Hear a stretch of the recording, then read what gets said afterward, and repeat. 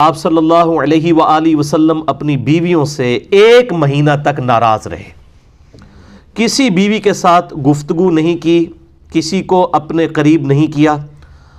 اور حتیٰ کہ یہ آیات سورۃ الاحزاب کی نازل ہوئی جن میں اسپیسیفکلی اللہ تعالیٰ نے نبی صلی اللہ علیہ وآلہ وسلم کی بیویوں کو جو امت کی مائیں ہیں بڑے سخت انداز میں ڈانٹا کہ ہمارے محبوب صلی اللہ علیہ وآلہ وسلم کے ساتھ اس طریقے سے مس بہیو مت کرو، آپ صلی اللہ علیہ وآلہ وسلم کو اس نظر سے مت دیکھو کہ وہ تمہارے شوہر ہیں، بلکہ وہ اللہ کے محبوب صلی اللہ علیہ وآلہ وسلم ہے۔ اور ظاہر ہے کہ آپ صلی اللہ علیہ وآلہ وسلم نے پوری امت کے لیے رول ماڈل بننا تھا، تو آپ صلی اللہ علیہ وآلہ وسلم بھی انہی تکلیف سے گزارے گئے جو عموماً عام لوگ بھی جن تکلیف سے گزرتے ہیں، تبھی تو آپ صلی اللہ علیہ وآلہ وسلم اپنی امت کے لیے رول ماڈل ہیں۔ تو آپ صلی اللہ علیہ وآلہ وسلم کو بھی اپنی بیویوں کی وجہ سے، ان کی زبان کی وجہ سے تکلیف اٹھانی پڑی، اور اسی کانٹیکسٹ میں آپ کو یاد ہوگا کہ میں نے مسئلہ نمبر 105 بھی ریکارڈ کروایا تھا آج سے تقریباً 3 سال قبل، جنید جمشید پر گستاخی کے الزام کا تحقیقی جائزہ، جس میں نے یہ بات بتائی تھی کہ جنید جمشید صاحب نے جو الفاظ استعمال کیے ان الفاظ کی انٹینسٹی کے اوپر تو گفتگو کی جا سکتی ہے، لیکن فی نفس ہی جو ان کا وہ ٹاپک تھا، وہ ٹاپک اس سے بھی زیادہ شد و مد کے ساتھ قرآن حکیم میں سورۃ الاحزاب اور سورۃ التحریم، سورۃ الاحزاب پارہ نمبر 21 میں آیت نمبر 28، اور اس کے ساتھ ہی سورۃ التحریم پارہ نمبر 28 کی جو آخری سورت ہے اس کی پہلی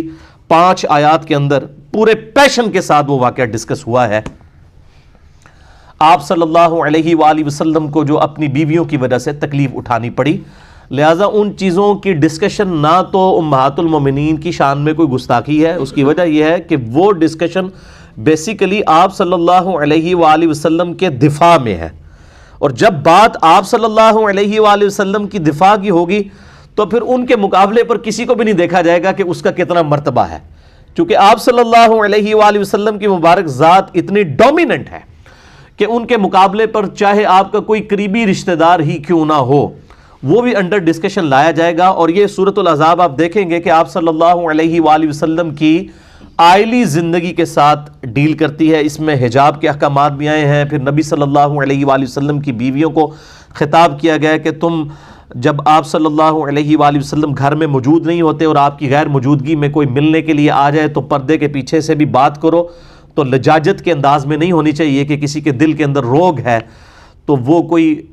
برا خیال تمہارے بارے میں لائے، اور تم نے امت کے لیے رول ماڈل بننا ہے، اور اگر تم نے بھی کوئی بے حیائی کی تو ہم تمہیں دوگنا عذاب دیں گے۔ اتنی سخت آیات سورۃ الاحزاب میں یہ آیت نمبر 28 سے لے کر 34 تک گزرتی ہیں،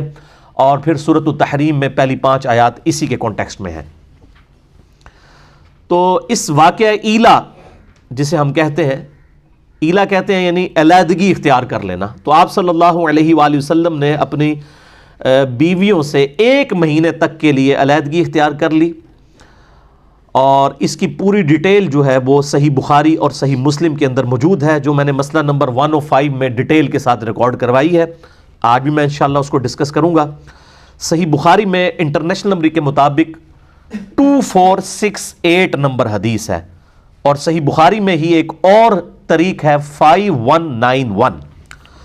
اور صحیح مسلم میں تو کنٹینیوس 7 طرق آئے ہیں واقعہ ایلا سے ریلیٹڈ۔ انٹرنیشنل نمبر کے مطابق صحیح مسلم میں 3690 سے لے کر 3696 تک، جس میں یہ ڈیٹیل کے ساتھ واقعہ ایلا کا ذکر آیا کہ آپ صلی اللہ علیہ وآلہ وسلم نے یہ اللہ کی قسم اٹھا لی کہ میں 1 مہینے تک اپنی بیویوں کے ساتھ کلام نہیں کروں گا، ان کے قریب بھی نہیں جاؤں گا ان کے ایٹیچیوڈ کی وجہ سے،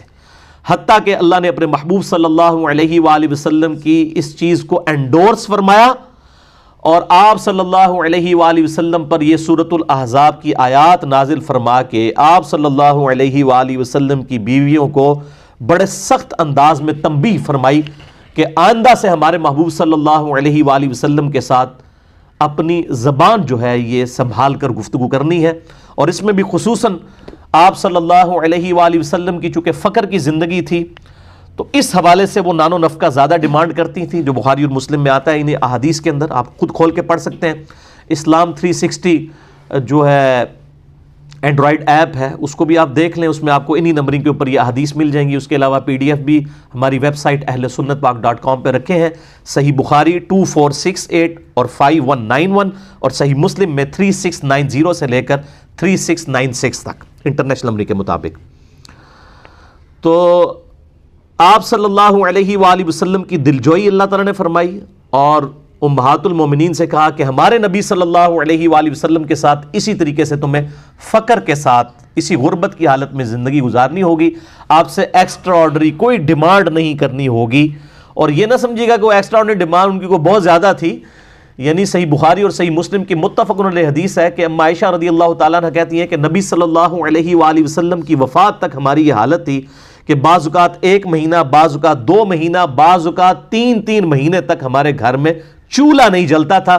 2 کالی چیزوں پر گزارا ہوتا تھا، کھجور اور پانی۔ اور وہ بھی یہ نہ سمجھے کہ کوئی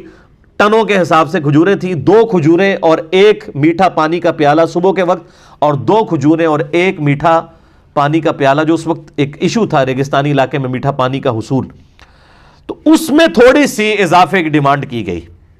جو دنیاوی اعتبار سے تو بالکل جینون تھی، لیکن چونکہ انہوں نے امت کے لیے رول ماڈل بننا تھا، اس لیے اللہ تعالیٰ نے اپنے محبوب صلی اللہ علیہ وآلہ وسلم کے ذریعے ان کو اس حوالے سے تنبیہ کی کہ بھئی اس طریقے سے نہیں معاملہ چلے گا۔ صحیح بخاری اور صحیح مسلم کی متفق علیہ حدیث ہے، آپ صلی اللہ علیہ وآلہ وسلم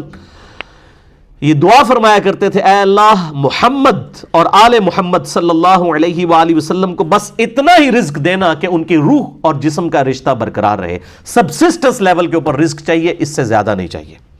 اس حوالے سے بے شمار احادیث ہیں بخاری اور مسلم میں رقت انگیز، اسے کتاب الرقاق کہا جاتا ہے۔ صحیح بخاری میں کتاب الرقاق چیپٹر ہے، صحیح مسلم میں کتاب الزہد چیپٹر ہے، اور یہ کمبائنڈ فارم میں آپ کو مشکات المصابیح کی 3 جلد کے اندر کتاب الرقاق نام کا جو چیپٹر ہے، دل میں رقت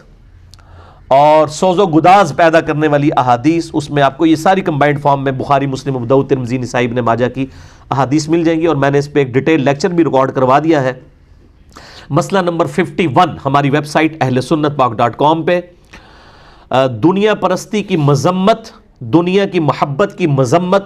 حرام خوری کی مذمت، دنیا پرستی کی محبت کی مذمت اور اس کا علاج، جس میں میں نے 11 آیات کراس ریفرنس کے طور پر قرآن حکیم سے اور 17 صحیح الاسناد احادیث صحیح بخاری اور صحیح مسلم سے پرٹیکولرلی اسی ٹاپک کے اوپر ڈسکس کی ہیں۔ آج میں ان کو ریپیٹ نہیں کرتا، ورنہ 1-1.5 گھنٹہ تو انہی احادیث اور آیات کے اوپر لگ جائے۔ آج ہم چونکہ واقعہ ایلا کو ڈسکس کرنے جا رہے ہیں،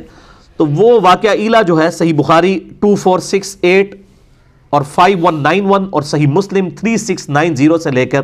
3696 تک ڈیٹیل واقعہ سیدنا عبداللہ ابن عباس رضی اللہ تعالی عنہما روایت کرتے ہیں۔